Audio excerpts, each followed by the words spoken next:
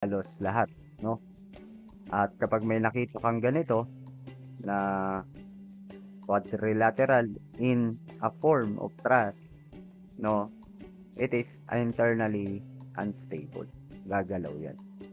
Unless maglagay ka ng diagonal member sa gitna.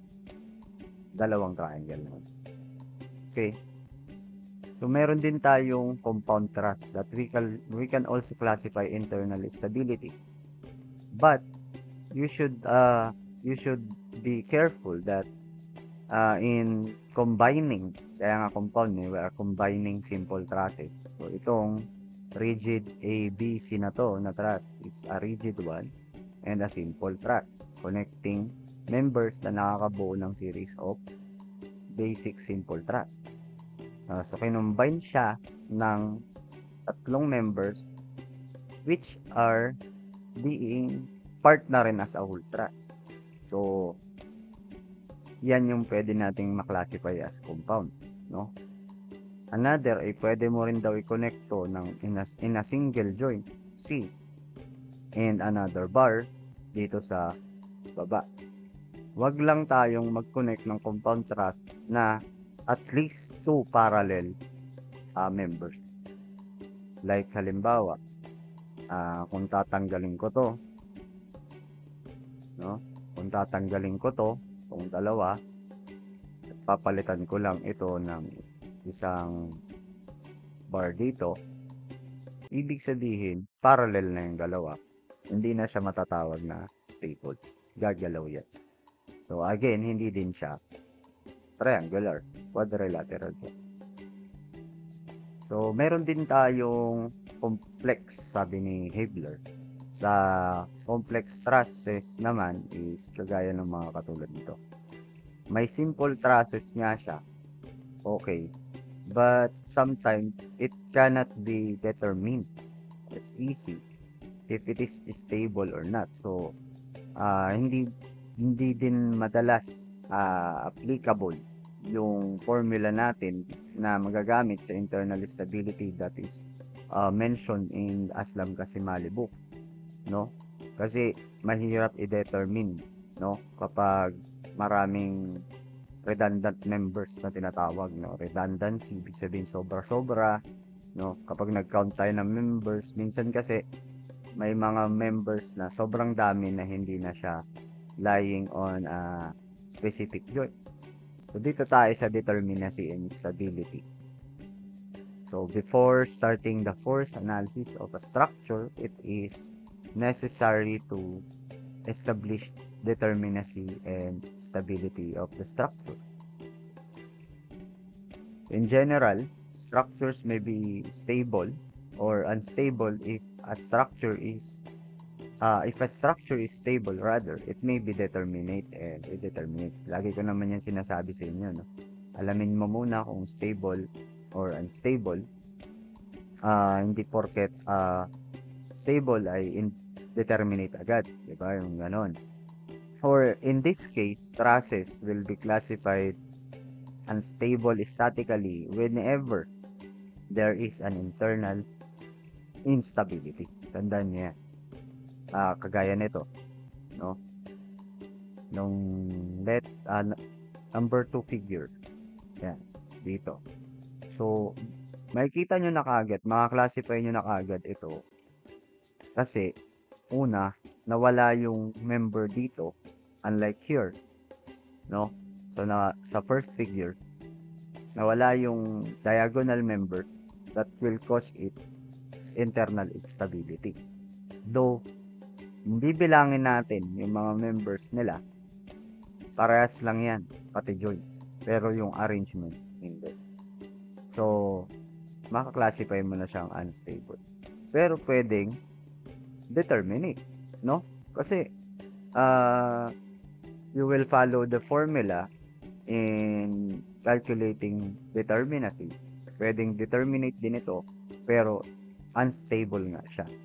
Therefore, classify it overall as unstable. Hindi mo naman i-build yan ng ganyan. Kasi nga, gagalaw yan. So, ganun po. In the case of trusses, ano po. So, internal stability, tinuro ni isang reference natin na you can use this formula to determine the instability or stability of the truss. M is less than 2J minus 3. Ito yung galing dun sa formula natin nung una. The truss is internal unstable. Pero kagaya nga ng ginaguide sa atin lagi, it is very important to realize that although the foregoing criterion for internal stability is necessary, it is not sufficient to ensure internal stability. Kailangan din alam natin that it is properly arranged to ensure rigidity of the entire truss. Arrangement should be in simple truss, diba? Connected, not in parallel, okay, truss, or the links must be good, diba? So, may mga tinuro din si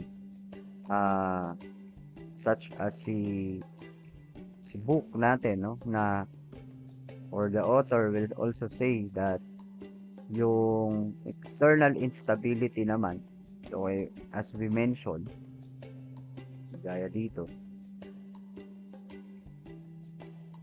ayan,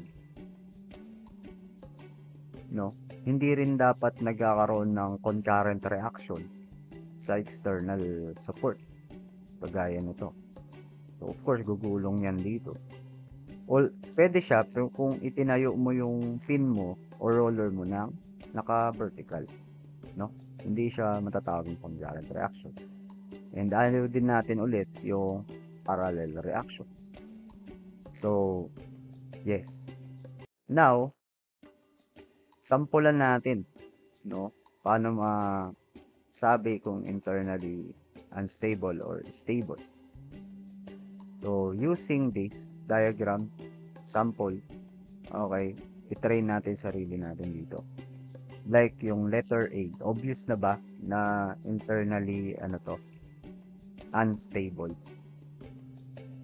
Okay, siguro kung kausap ko kayo ngayon, malamang sasabihin niyo po yes. Okay, pero let's count or try the formula. M, okay, is equal to 20, J is equals to 12. So, sabi natin kanina may formula ng pagbibilang ng member. Pero actually, it is direct counting na lang, no, kung tutusin. Pero try natin yung sinasabi natin kanina, 2J minus 3. So, bilangin natin yung joints. 1, 2, 3, 4, 5, 6, 7, 8, 9, 10, 11, 12. So, we have 12 joints. 12 joints times 2 minus 3. So, 21 members. O, diba? So, hindi din talaga pwede mag-depend doon sa formula na it should be members is equal to 2J minus 3.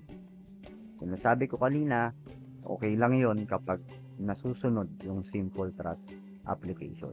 Kaya lang, dito natin nakikita na may isang lumabag. Dapat to nga, mayroong diagonal, okay, members. Pag redundant members at naglagay ng dalawa, hindi mo rin pwedeng masabing ganun. Tawag na dun ay complex. Okay?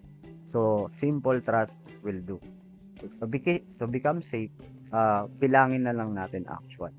So, M, members, ilan? 1, 2, 3, 4, 5, 6, 7, 8, 9, 10, 11, 12, 13, 14, 15, 16, 17, 18, 19, 20. 20 members nga yan. Okay?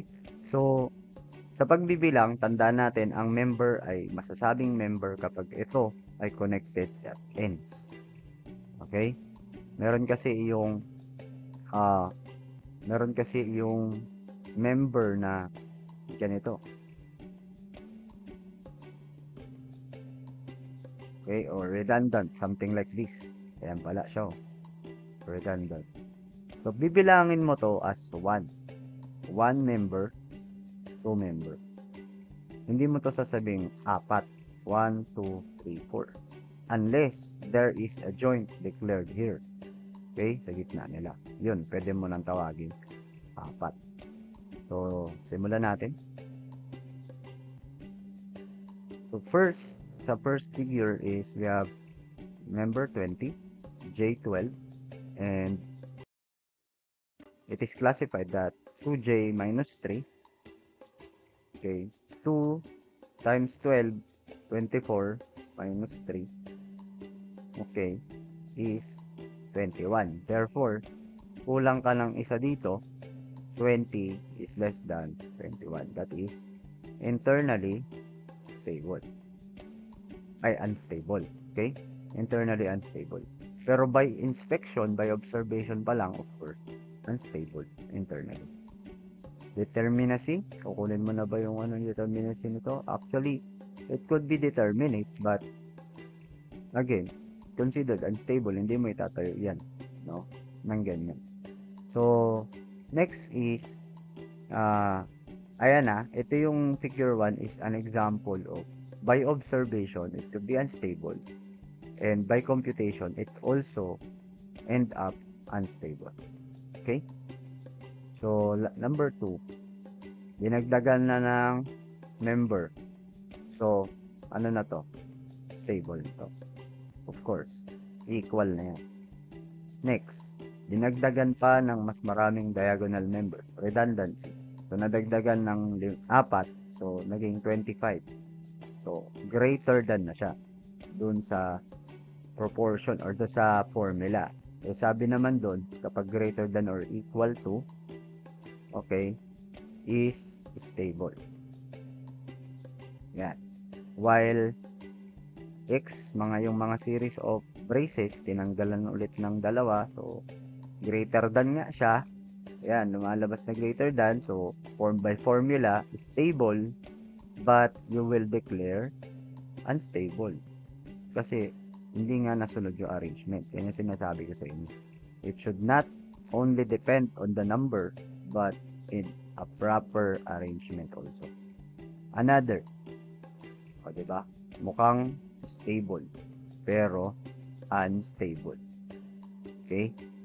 Kasi, ang kulang, walang connecting joint dito. Okay? Kaya, pwedeng bumuka ka. Yan. Parang scissor.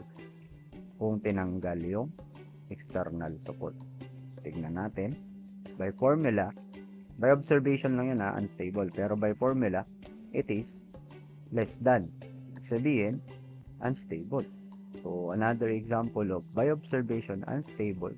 And by computation, unstable. So, nilagyan naman natin ng ng connecting joint. So, complex na ito no? Ay, sorry, compound trust. So, stable na yun. Okay, naintindihan? Ngayon, lastly, yan, matatawag nating stable ba itong tower na to? If there is no support dito sa baba, pwedeng gumalaw si BC. No, magganon siya. Mag-sway siya dito. Pero nung nilagyan ng another member dito, okay, wala nang swaying, it is called rigid. So, stable. Alin dyan sa dalawa ang stable? So, syempre, unstable itong G and internally stable itong pangalo. Okay? So, ganyan pag sa internal stability.